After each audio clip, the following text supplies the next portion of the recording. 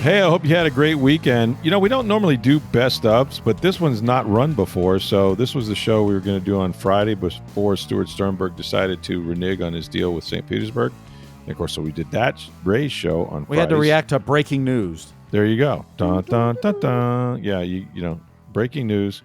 And so now we don't have as much breaking news unless we do, in which case you won't be hearing this open anyway. But since you are hearing it, we've got a great mailbag section from you from last week. All the questions answered 100% correctly, and this is important, your money back. 100% correctly last week. It could have changed by the time you hear this show. Yeah, it might be down to about 75% correct. We'll see if anything's dated or not. But regardless, you're going to love your questions. You're going to even love the answers more. So we've got all of that for you coming up here on Sports Day Tampa Bay. And we appreciate you guys listening. As always, hope you had a great weekend. Let's get started. Steve, you and I were talking, and it kind of, depending on sort of what day you remember this, it was anywhere from March 11th to 13th. But we're at the 5-year anniversary of COVID when sports and basically the world shut down. It was March 11th when Rudy Gobert, that's right, the then Utah Jazz, tested positive for COVID. Mm-hmm. And the NBA canceled that game that night and several others that evening were postponed. And that kind of sent the world into a shock, the sports world and that. Then the next day, the NHL canceled games. College basketball. But a couple, there was it the Big East tournament started a game? They did start, yeah. Yeah, they started a game despite the fact everyone at the St. Pete Grand Prix was canceling stuff because that was supposed to be that weekend. Right. The NHL, we were at Amalie Arena, and, everyone's wondering, are we going to play? Are we not? And nobody's saying anything. The league's not saying anything. But the Flyers were in town, and you saw them pack up their bags, and they left the arena. It's a good hit. So we're like, well, I guess we're not playing tonight, but no one's saying anything. And it was hours later before the league announced that they're pausing the season and that. I mean, it's a big ordeal to do that. So, yeah. But, every sport, spring trainings, suspended, and then the NBA and the NHL. And it was, but yeah, it's hard to believe it's been 5 years. Yeah, in some ways it seems like it went by fast, and in some ways it seems like it was, a long time ago. But I just, the sports shutting down, of course, was for us a big deal. And, the uncertainty of like when or if they would ever play again, and if they did, would we be even part of that, sort of thing. But my wife's birthday was just the other day. It's March 11th, and we thought about this when we went out to dinner. Mm-hmm. Yep. We got a group of friends with us on that day in COVID time 5 years ago, and we went to Rocca. We had never been to Rocca, which is arguably the best Italian restaurant in Tampa Bay, one of the best restaurants, period. It's over across the street from Amateur Works. It's fantastic, like just a treat, right? And the news was out. There were cases, and they're thinking about shutting things down. They didn't shut the restaurant down that night. We had a great time, and then there was so much unknown about this virus, right? This disease. Was it airborne? It was fatal, but for whom? And there was no vaccination at that time. I can remember early on, I don't know if you guys did this, if we went to the grocery store and bought stuff, and it wasn't a contact type virus, but I remember washing down stuff that we bought. Oh yeah, you were supposed to wash the boxes. I mean, you wipe down everything. Yeah, wiping everything down. Yeah, a lot of hand wipe.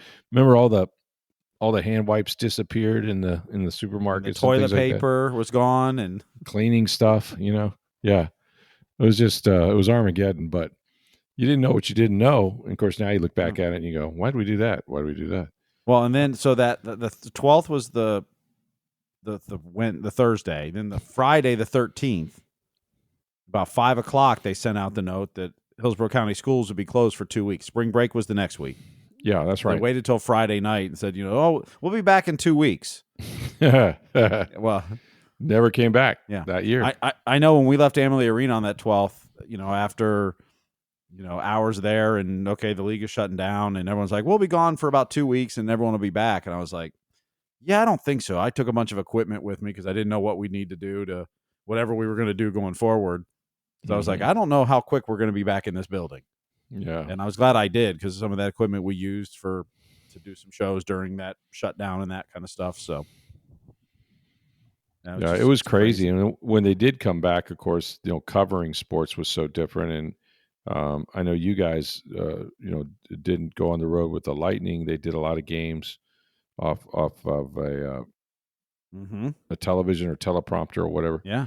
There's actually still some broadcasts that do that. Yeah. A lot of the Canadian teams in hockey on radio still do off monitor. They don't travel. Yeah. It's more cost cutting for their that's right. companies in Canada, but because they were able to do it during COVID, they've just continued.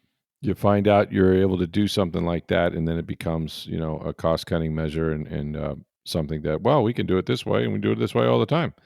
So that was the downside of it. But yeah, airplane travel was considered sort of dangerous. I remember our editors, not wanting to put us on planes because, again, of the virus and chance of getting it, in a crowd like that.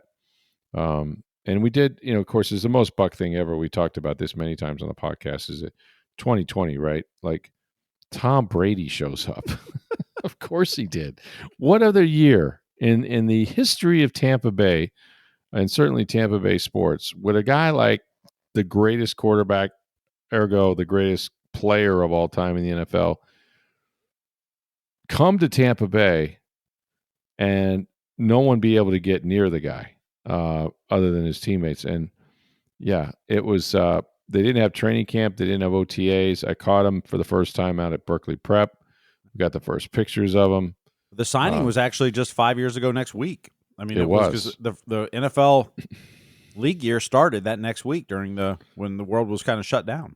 That's right. He was in an apartment at that time in New York, and Mike Greenberg's brother-in-law actually brought Tom Brady the contract to his apartment or condo, whatever it was, in New York City, and brought it upstairs and handed it to him. Can you imagine that job? Knock, knock, knock. Hey, yeah, Mr. Brady, I have a contract here for you. It's so weird. Well, that's the opposite of Tom Brady just walking in your house. Well, and that happened too. Yeah, he got down here and he didn't know where. First, he tried to go throw a football at a park, and it turned out the park was closed, and somebody from the parks department threw him out. And so Jane Castor was like not happy about that.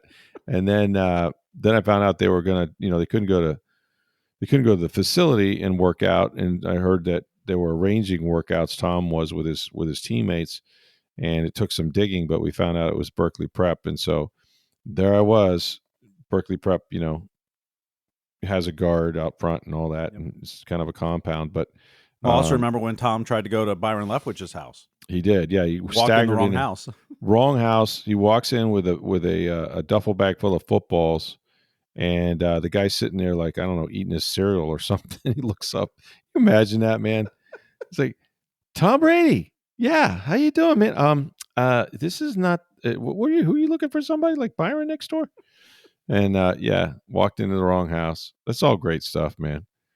But that year, I mean, to think that we would go to practice, and they also had this thing where they wanted you. Remember, they wanted you 6 feet apart. Oh yeah, yeah. You guys had to wear like beepers, and we had the beepers that if you got too close, it would beep, beep, beep, beep, beep, beep, beep, and it was a tracker, so it could tell who you were in contact with.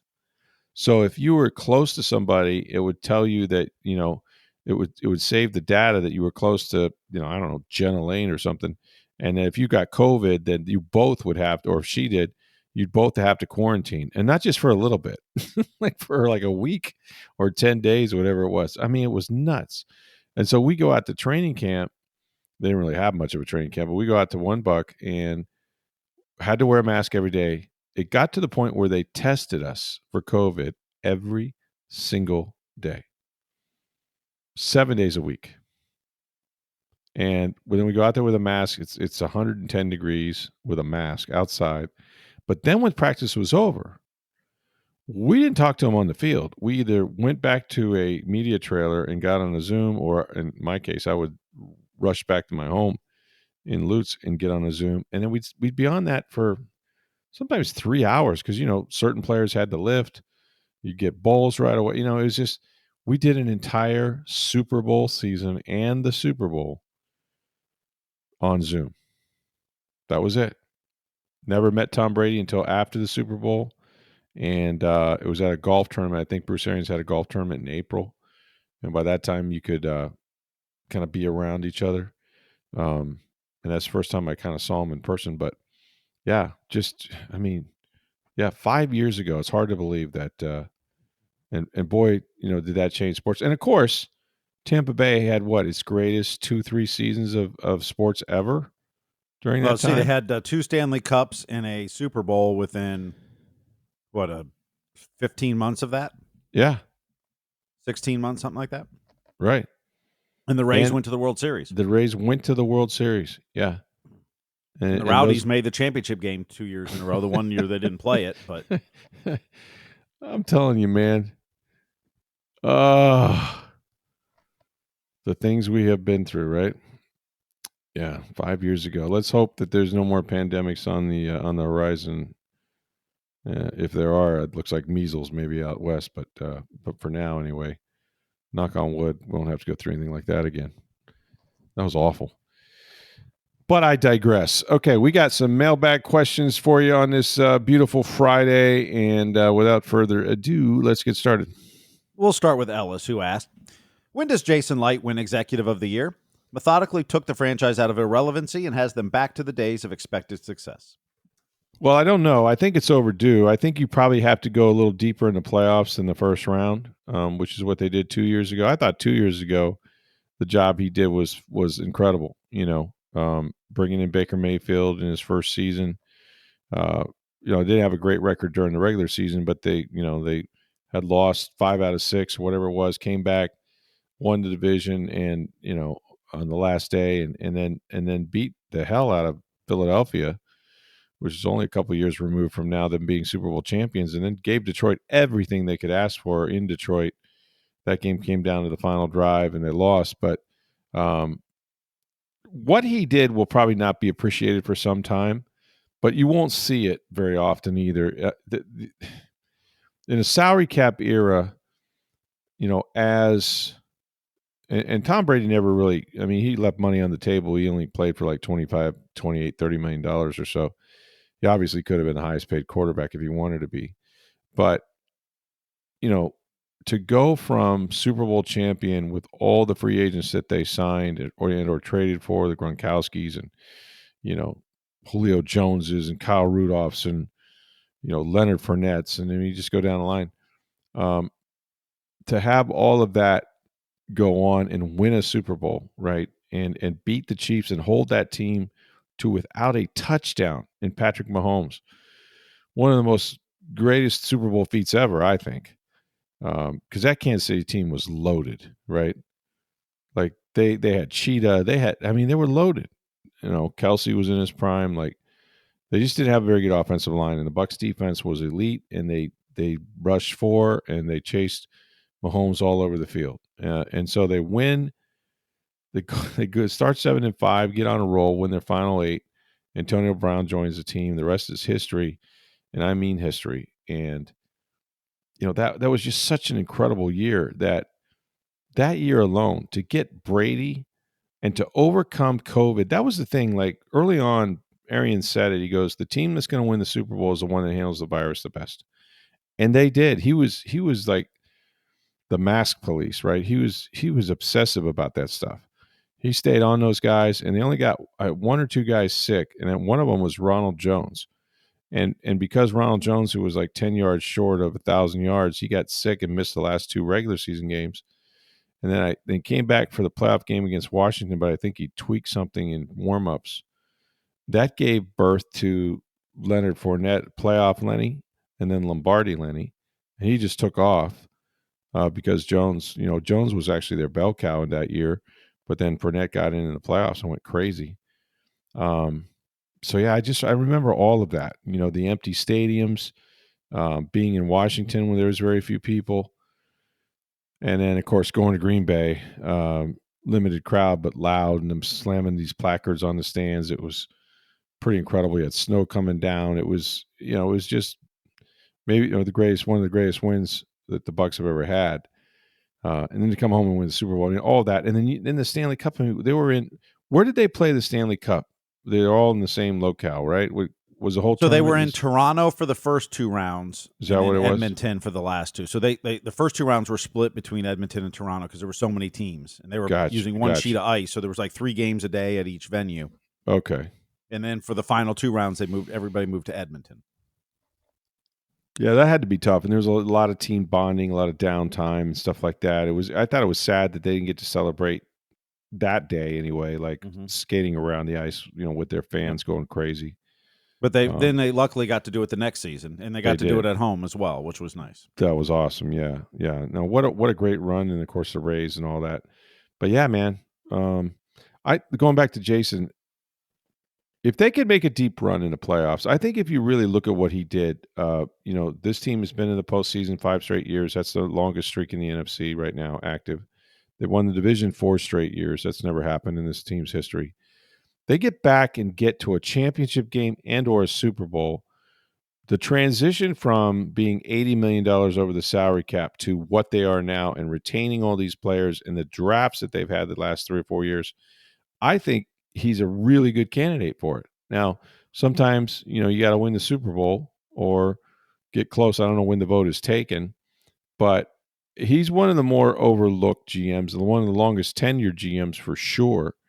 But everything, the players he drafted are good players. They stick here. They get second contracts. I mean, he's drafted arguably 3 Hall of Fame players. I think right now. I think Wirfs is going to be a Hall of Famer. I think Mike Evans is for sure. I personally think Levante David is. And then we'll see if, down the road, if maybe an Antoine Winfield gets back to his form or whatnot. But yeah, I think it's overdue that he doesn't at least get mentioned and or win that award. But if they make it to a championship game and or the Super Bowl or do something like that, he should get his flowers. He really should. He's done a great job, and the drafts prove it. I think all but maybe 4 guys or 3 or 4 players in the last 3 drafts are not on this football team. Not only that, but he took that roster. You lose the GOAT, and you saw what happened in New England when that happened. Oh, yeah.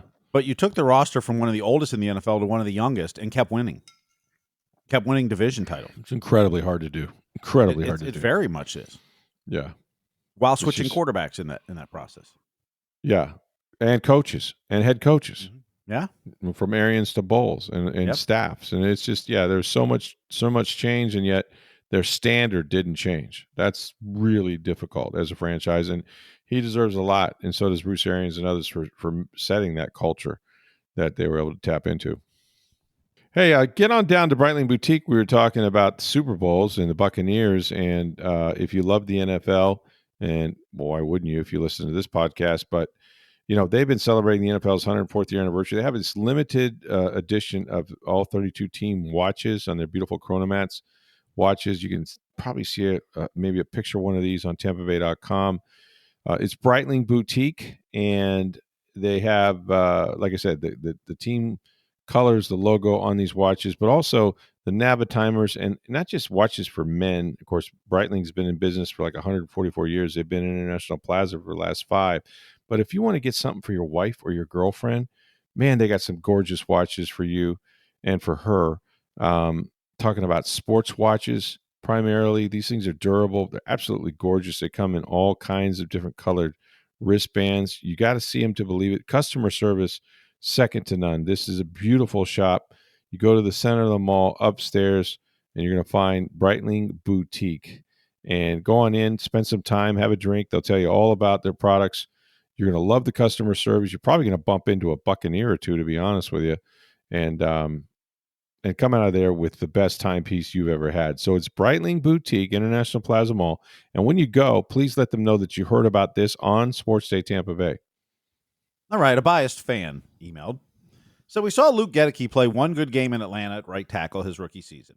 The Bucs decided to move him there, and he's been a stud ever since. We also saw Christian Izien play outside corner this season out of desperation, and he played well. Are the Bucs overthinking how to use Izien? He looked like a starting outside corner, so why don't the Bucs make him one? Well, because they don't think he's won. With all due respect, he's done a nice job. He had to play it in Detroit a couple years ago when they had a bunch of injuries, and they won the football game. And he actually played like three positions. I think Izien's best position is nickel corner. Last year, the idea was to play Tyke Smith at nickel corner. He was really one of their better cover guys, a good tackler. But they're going to play Tyke at safety this year, and that keeps him on the field for 100% of the snaps.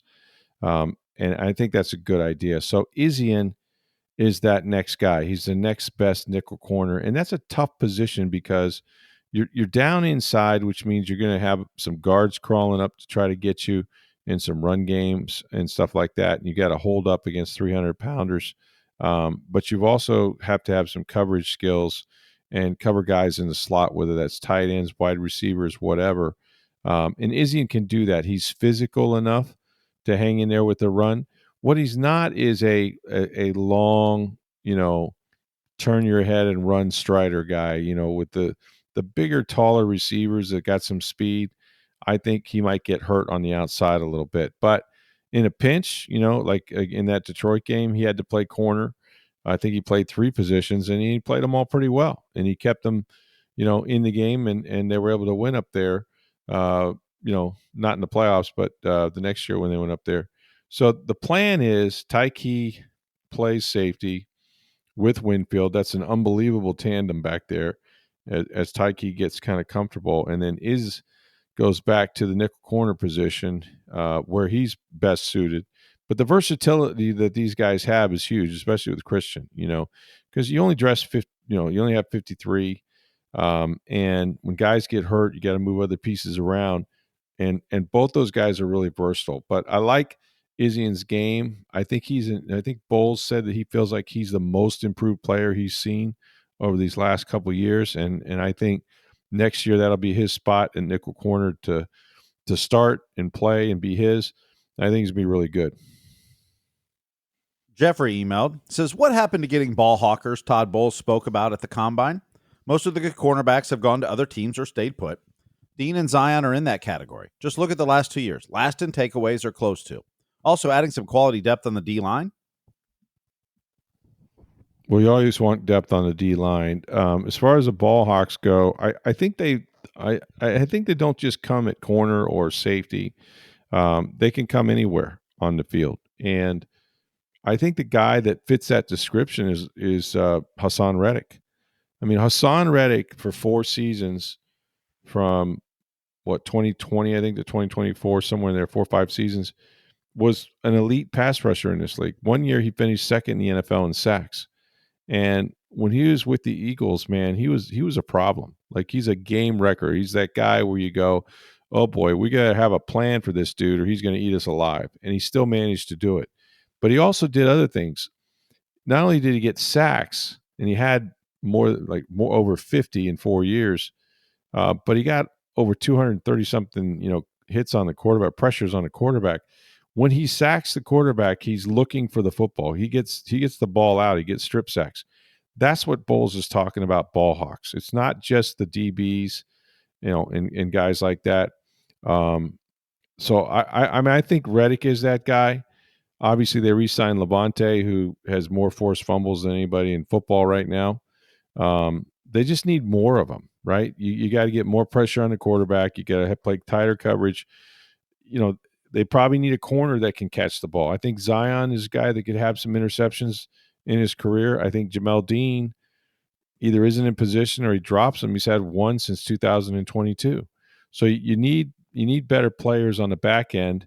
But I also think you can affect the game and be a ball hawk anywhere on the field at the second level, coming off the edge. And I think that's what Bowles is talking about is, hey, we need to create turnovers, right? The good teams get the turnovers with that offense. The Bucs offense that averages 29.5 points per game last year. If you gave them field position and a turnover or two, they'd bury you. I mean, that team on a bad day can score 20, 26, 27 points. So I think it's crucial, that they find a way to get more turnovers, and for that reason, I think some of the guys that they've added especially Reddick, will be the guy that they're counting on to be more of a ball hawk. But they're not done yet. All right, we'll switch topics a little bit. Michael asked, if Stu Sternberg and the Rays don't think the St. Pete Stadium deal is financially viable, how likely would a new ownership group be able to come in and save the franchise? That group would face similar limitations. Yeah, they would, and I think any group that's coming in, well, not any group, but the one that's been mentioned with St. Petersburg understands the deal that's in place and is willing to take the risk, willing to accept. I think the way the deal is written, they're willing to accept that, and being local, being somebody that's loyal to the Tampa Bay area, looking for a solution. I keep hearing, oh, there's multiple groups. There's one that's going to want to put it in Hillsborough, and people have been wanting to put this team in Hillsborough for a while. But who are they, and where's it going? Where's the stadium going? There might be some problems out there. If you're trying to stick it next to Raymond James, I'm not really sure how that would go. But to me, I'm kind of happy that there's at least several groups that want to keep the team in Tampa Bay. I think Stu and John Romano had a great column in the Tampa Bay Times and on TampaBay.com. The Rays' history is full of departures, right? Of guys that really made big contributions to the franchise. Evan Longoria and David Price and Ben Zobrist. And you can go on and on. And also front office guys. And John's point was, you know what? Even though those guys, we love them and they were productive and they were great for the franchise while they were here, there comes a time when you have to leave, where you have to say goodbye. And that was Romano's point to Sternberg was, you're hurting the team by sticking around. It's time. If you're not gonna, complete a deal, he'll give somebody else a chance. So, I think the deal they have is viable.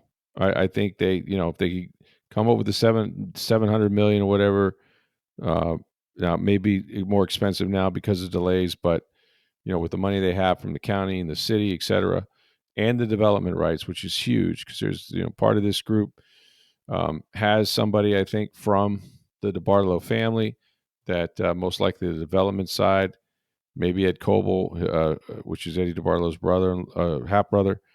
So there's good people here with money.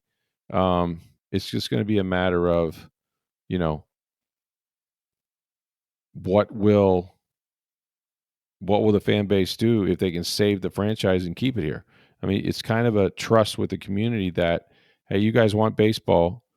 St. Petersburg is the best place for it. They have a deal. There's no deal in Hillsborough County. And if you just don't take the one in St. Pete, they may move.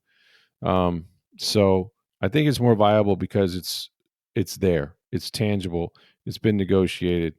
The Rays just have to agree to go through with it, and doing so, they're going to take on some risk that they probably would like to not have. But that's kind of where we're at. Like, I still think if it gets done, to me, my way of thinking, if it gets done in St. Pete. That's what I believe. Tommy had tweeted, with the Rays playing across the street at Steinbrenner Field and with 2 home games on Sunday in September, do the Bucs tell the NFL we have the Rays playing across the street and we would like to be on the road those 2 Sundays? How does it work? Well, usually, they look at stadiums that sometimes used to share teams from different sports and baseball and whatnot. That's not the case very much, if at all, anymore. I think they'll work with them. Absolutely. I think they'll look at the schedule and or what time are the Rays playing that day. I mean, look, you don't need as many parking spaces for 11, 12,000 people as you do for 65, right? But they are sharing the same parking lots. They're sharing the same parking lots, but could you have enough separation if it was, say, a 1:00 game in Tampa, which is over about 4:30, and then a 7:30 p.m. game across the street at Steinbrenner? I think that's doable. But look, there's so many moving parts when they do these NFL schedules. I have no idea how they accomplish it with the number of teams and stadiums. In my experience, the NFL doesn't really care. Right. They basically make their schedule and let every other league adjust. And let them worry about it. You've seen you've seen games in Detroit and Kansas City and I walked into Cincinnati. one this year in Detroit. I Right. had trouble getting into the stadium because Yep. the Tigers were already playing Yep. the game. But they move that game. Like they'll move games around the other leagues. They'll basically force the other games to move your game times for the NFL. Oh, the That's- NFL doesn't care. Yeah. Yeah, that's kind of been my, I've seen that in Detroit and Kansas City, Cincinnati, where the stadiums are next to each other, share a lot of the parking, this, that, and the other. Like, Oh, sure. the NFL's like, here's our schedule. We don't care. Deal with it. That's right. That's been my.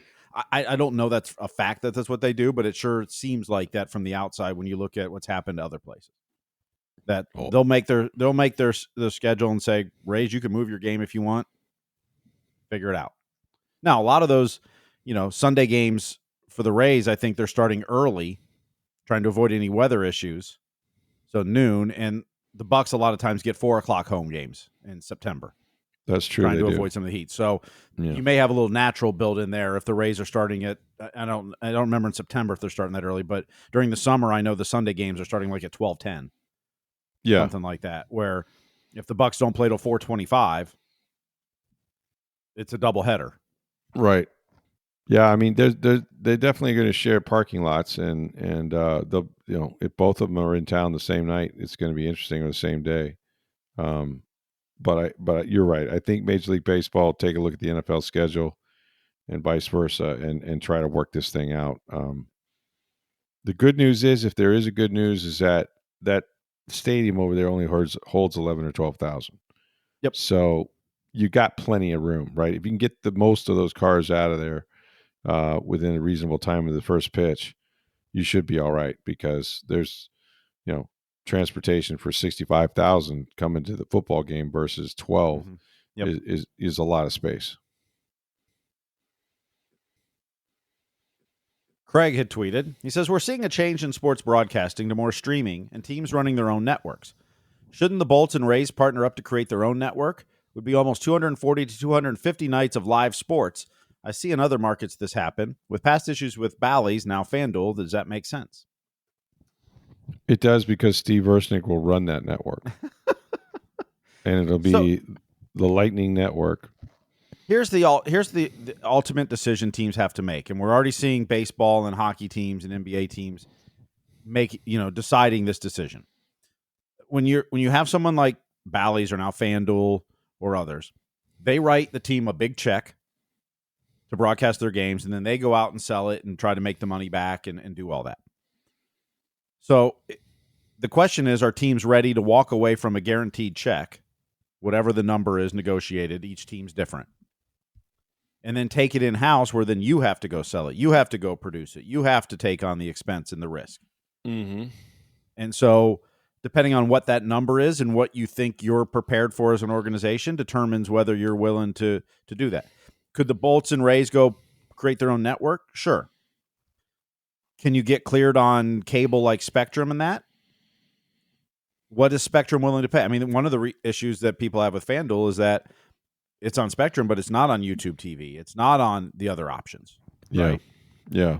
Now, FanDuel now has a deal with Bally's, or with Amazon, right, where you can do an add-on to your Amazon Prime. But are you able to get cleared on cable? You'd have to negotiate a deal with, say, Spectrum or YouTube TV, and that to get cleared. Can you get cleared? What are they willing to pay you for your rights fee? Right. Is it 10 cents a user? Is it 20? Is it 30? Whatever. ESPN gets like $9 a subscriber for all their channels. Mm-hmm. But you're not going to get near that much. So, it's a math equation, but it's also I think teams realize that at some point you're going to have to make that switch. It's just a matter of when you're ready to. It's a math equation kind of. But the other part is ESPN, we saw, just canceled their MLB contract after this coming season. So they're no longer going to carry MLB games. All the baseball deals with Turner and Fox are up in another 2 years. They won't be covering them either. After the 27th season, I believe, they're up. Mm-hmm. Well, not that they won't be covering them. Baseball at that point is in a place where do they do what MLS did and took all their games to Apple TV? Yeah, they will. It's a subscription to watch all the MLS games. Is that what, baseball's starting to produce some of the broadcasts themselves for teams that have lost their regional station like FanDuel is. So, but like in hockey, some teams are doing a free over the internet broadcast. Some are doing a subscription. Some are on an over the air television station. If a team took their broadcast in house, would like a CW44 carry the games over the air free like it used to be many years ago? Yeah, I just don't. I think free TV is gone. I do. Well, most people. Even if you watch WFLA TV or Fox 13 or whatever, like you can get that with rabbit ears and free over the air, but most people are getting it through a cable subscription of some kind. Right. Well, what I mean is there's no free lunch, but what I mean is even if you have Spectrum, right? If I want to watch, and the NFL is king for this, they're ahead of everybody, and they're making so much money. But my Christmas Day games are on Netflix. Yep. And maybe my team's not playing, but damn it, it's Christmas Day. I want to watch these games, right? The Thursday night game is on Amazon Prime. Well, my team's going to play on Thursday night sometime, and maybe I just want to come home and watch the NFL.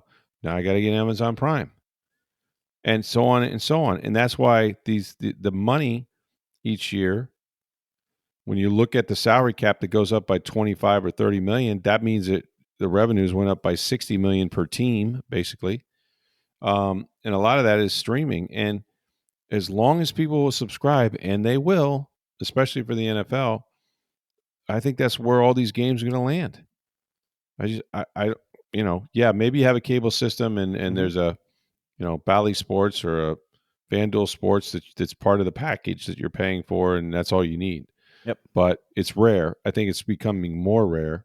And with the smart TVs and the ability to put all these apps on there, I totally expect that 80% of the games or 90% of the games you're going to have to pay for one way or the other, on an app or on some kind of streaming service. I mean, streaming is really where it's headed.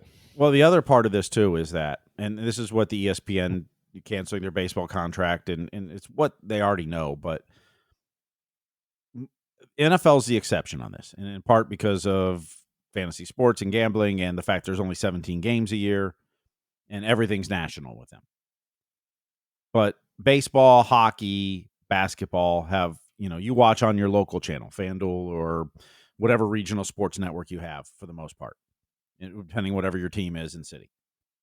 When ESPN carries a random baseball game on Tuesday night between the Phillies and the Cardinals, unless you're a Phillies or Cardinals fan, you're not watching that game. Like, people don't just tune into random games as a whole. Hockey, basketball, whatever. Is that all these contracts that the networks have, the ratings for a game on a Tuesday night or Wednesday night, whether it doesn't matter, NBA, whatever the sport is, aren't great unless that's your team, which is why they always put the teams with the biggest fan bases in those games, because they're trying to get any kind of ratings. Those contracts are really designed for the playoffs. Like, that's where you make your money on those deals. Carrying Sunday Night Baseball for ESPN draws maybe 1 million people a game. So there's a lot of expense going into producing national games like that. I mean, those contracts are all about the playoffs, and that you want to watch it regionally. That's people always complain about the bias of whatever Fox or ESPN announcers against your home team, because you're used to hearing Dwayne Statz and Brian Anderson talk about the Rays for 80% of the broadcast when you watch. Then when ESPN carries it, it's a 50-50 split, and you say, oh, they're biased against us. They're not really. The announcers want good stories and good games. They just talk about your team less than you're used to, so that's why you feel the bias of it. But it's going to be eventually to where you're going to pay for games, and whether leagues do like MLS has done with Apple TV, where you pay one fee and you get every MLS game, or if it's going to be maybe there's a fee for every game, and then all I want to watch is Rays games, so then there's a separate fee for just one team. It's still all being flushed out what leagues are going to do, and it may change over time. But I mean, that's what they're all trying to figure out, the best way to do it and how to make the most money out of it. Yeah. I mean, baseball is certainly a different sport. So is hockey with the number of games they play.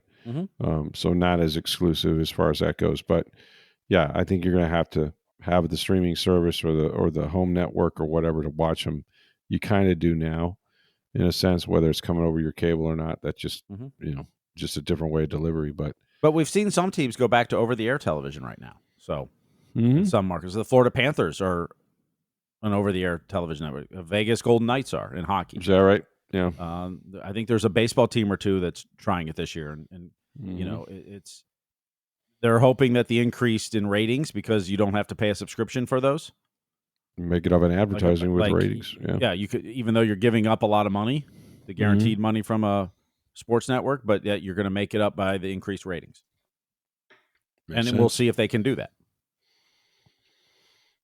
Makes sense. I just wish I didn't have to have 4 streaming services to watch the NFL. It's crazy. I think you probably need more than that, but Yeah. Yeah, you might need 5 or 6. And then the thing is, like, I'm in the stadium, and if it's an NBC game, you can't get the feed, so you got to go to, NBC's,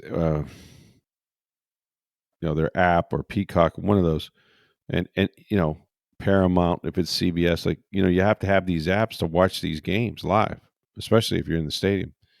They have them on the monitors in front of us, but I like to hear the announcers and all of that. As I say, you don't have the Spectrum app, don't you? I mean, you can get them all through the Spectrum app. I do. I can get them with the Spectrum app, but I used to, on the road, sometimes I would use some of the others. But yeah, for the most part, that's what I use. But yeah, it's just, it's the way of the world, man. I'm not sure it's better.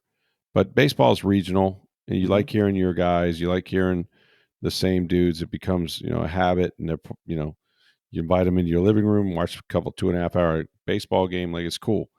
That's what baseball is to me. But the ever changing landscape of TV, man, it's hard to keep up with, and especially with the smart TVs and the apps and the phones and all of that.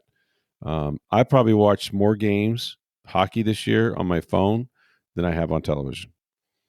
I'll be out, we'll be eating dinner, whatever. Boop, turn on Spectrum, there it is, and sit there and watch the game. There's so many, which is cool. You can take it with you. You can go to the beach, and there's stuff you can do. You don't have to be sitting in your living room. So that part's cool.